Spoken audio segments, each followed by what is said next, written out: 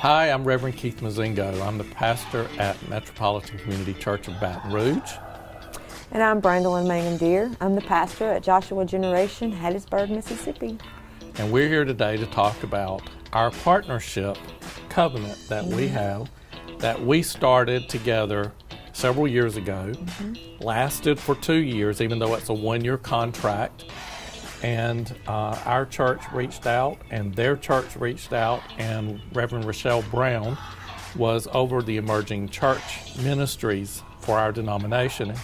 She reached out to us and connected us, and that's how we all got to know each other. What a great connection. Yeah. Amen to that. It was and awesome. Now look where we are. I know.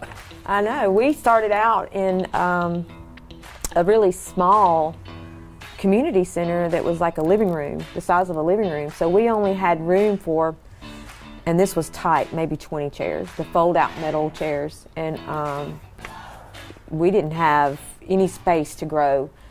And if it weren't for you guys, I don't even know what we would have done. Because when we got marriage equality, that following Sunday, the place was packed. Like, people were standing in the side rooms, and then you guys, of course, we were partnering at that time, and you were helping us financially. And then, with the chairs, when we needed chairs, you were like, hey, let's do this. And that was the biggest blessing. We were able to move and get into a bigger space. Well, in partnering with churches, one of the questions that comes up is, why would you want to partner with a church to start with? And the simple answer to that is, it's our denomination's missions department these days. It's a way for us to, without doing anything extra necessarily financially, for 2% of our tithe, what we give into the denomination, to go directly to an emerging church and help out a church that's trying to get started and underway. And as Brandolyn has mentioned, they were in a small space and needed to get into a larger space. And so there's this partnership covenant that came about between the two churches.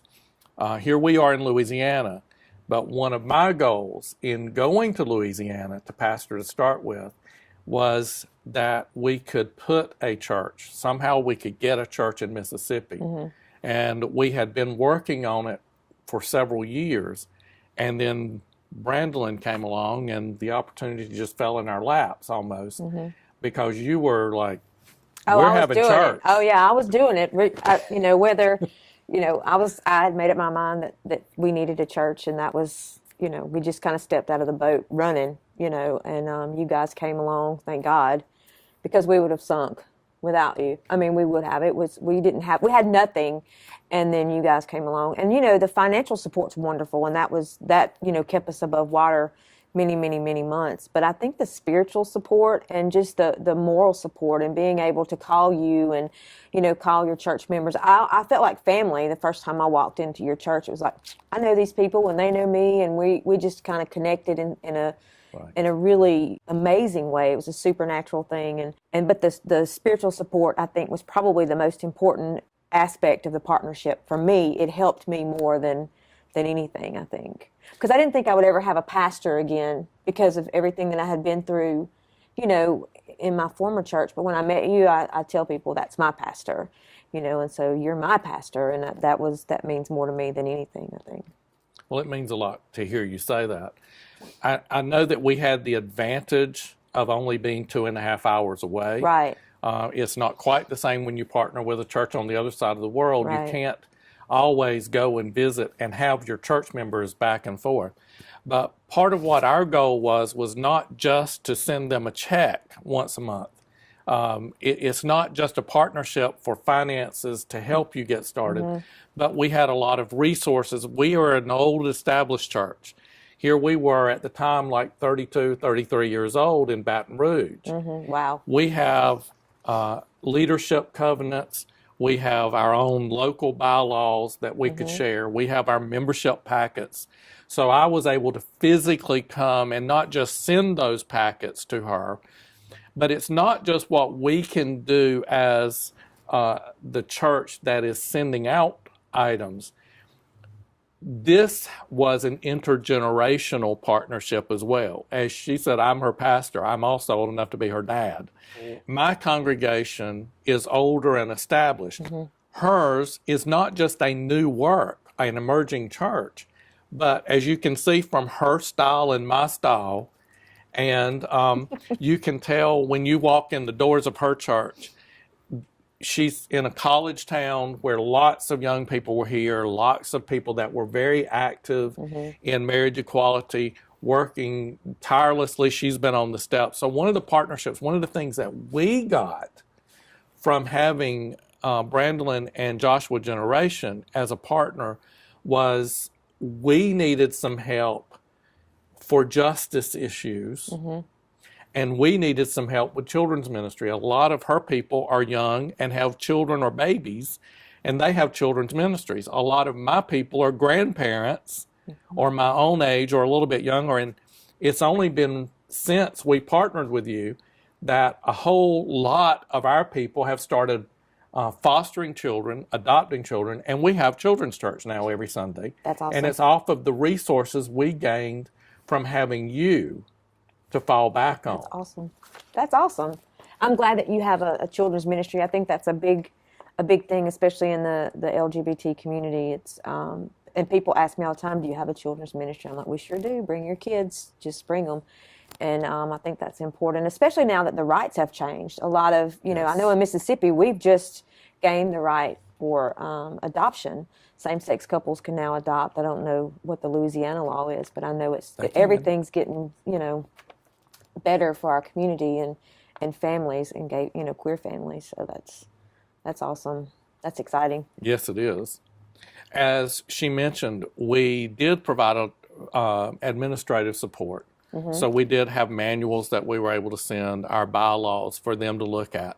And while emerging churches don't have to have the exact same things as us older established churches have, there was a process in all of that to help them get there.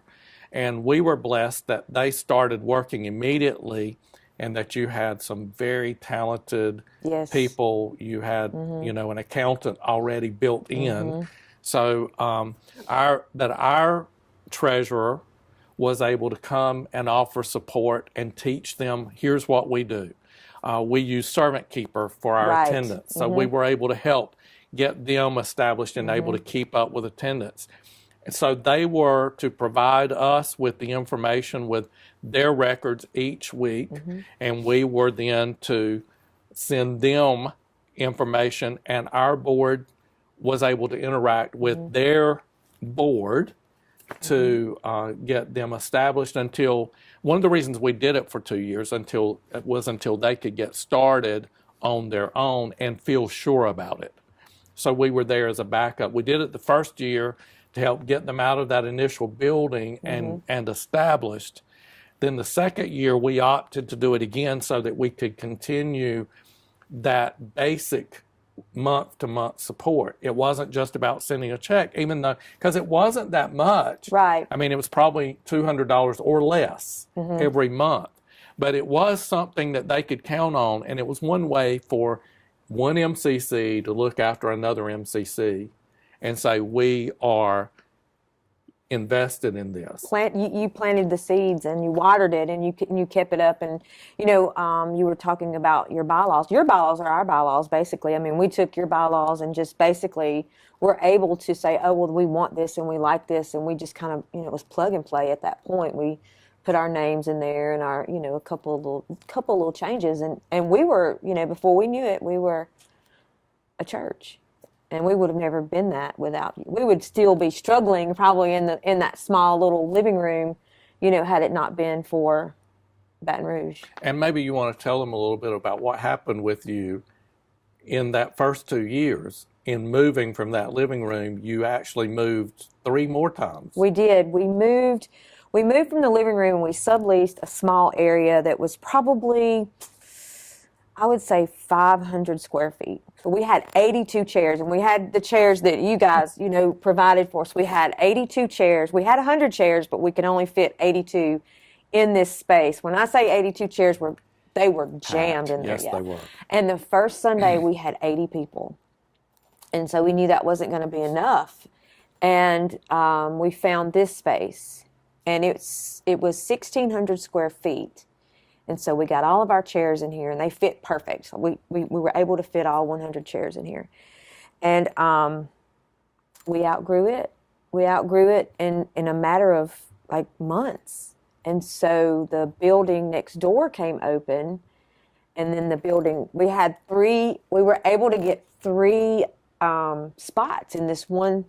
We started knocking down walls. So now we have over 3,000 square feet, and we're only 3 years old. So it's been amazing. The growth has been amazing, and you guys are just as responsible for it as we are. I mean, it wasn't just, the Joshua generation. It was all of us. It was a team effort, and we would have never made it without you guys. One of the things she mentioned is the chairs. Yep. At MCC Baton Rouge, we do 3 or 4 community outreach projects per year. Mm-hmm. We decided that one year we would buy chairs. And so I remember we told you, get online, pick out what chairs you want, let us know how much it is. And we came up with a figure of $35 per chair, and we would just let people buy chairs for Joshua Generation MCC. And it was so wonderful because we put a chair up front as a representative, and then we would tell people, we have so many people this week that have bought chairs. And they would just keep making donations. And so then after a while, we had enough for you to buy more chairs. Right. And you've since had to buy more. We have. And as you can see, we have black chairs and purple chairs here. Mm-hmm. How gay is that? I know, I love it. I love it. I love it. That we have purple chairs, and they're comfortable, and they're big, and they're nice, and they will last a long time. Oh yes, absolutely. We have 100 black chairs, and we have 50 purple chairs. So we have 150 chairs. 150 chairs, which is what we have at our church. Wow. We have 150 burgundy chairs that are exactly like these, and we're glad you chose these because we knew that they great were chairs. good quality chairs. One of the other mutual things that have happened in our partnership is that while we connected by way of Facebook daily, because I always see what she posts and she sees what I post, and it happened to be that we were fighting for marriage equality and all these laws to change in Mississippi and Louisiana at the same time. She was also fighting for more laws for LGBTQ people. So she was constantly on the steps of the courthouse here, which was getting a lot of notoriety, was in the newspapers, and the KKK was showing up, and people were showing up to demonstrate in front of her church. So we were able to come and visit, send people to come and visit, send people that were more established. We even came one Sunday when you had a lot of... We did a rally, Faith Against Hate. Faith Against Hate rally, where a lot of people from the area came, clergy and other faith leaders and educational leaders came from around the state, and we were able to come and participate in that. But we, on a spiritual level, since we are only 2.5 hours away, her church had a choir, and their first Christmas put together a Christmas cantata. We did. And so they came and performed their cantata at our church, which was a real blessing to our church. So it was a way for our people to see constantly we're donating part of what our tithe money goes to every month, goes to this ministry. Yes, what it's so doing. You can actually see it. There's an actual visible sign. And of course, you see behind me, and there's an artist among us who makes things like this happen. And I'm just so proud of you. I'm so proud of what you're doing here. Thank you. And it was not difficult to kind of push you out of the nest. When we came to you, I was feeling really guilty to say, well, we've helped them for 2 years. Do you need us a third year? Because at this point, I'm not really sure what we can offer. And she's like, we appreciate what you've been doing, but we're able to fly on our own now.